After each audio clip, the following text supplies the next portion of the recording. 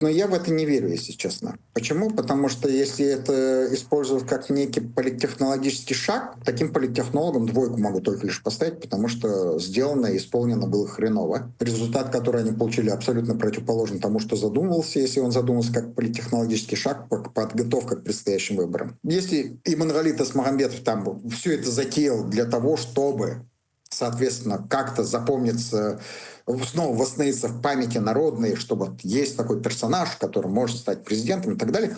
Но мне кажется, эта история вообще не жизнеспособная версия. Почему? Потому что если кого-то сейчас кто-то и готовит к должности президента, то, поверьте, он делает это не в соцсетях, не с помощью видео, а, скорее всего, это делается где-то там в коридорах Ахорды. Потому что у нас в Казахстане пока что за все годы независимости я не видел пока что ни одних выборов нормальных, которые можно было назвать выборами. И то, что будет в 2029 году, это тоже вилами на воде, конечно, написано. И, скорее всего, власть будет делать то же самое, что и делала прекрасно до этого.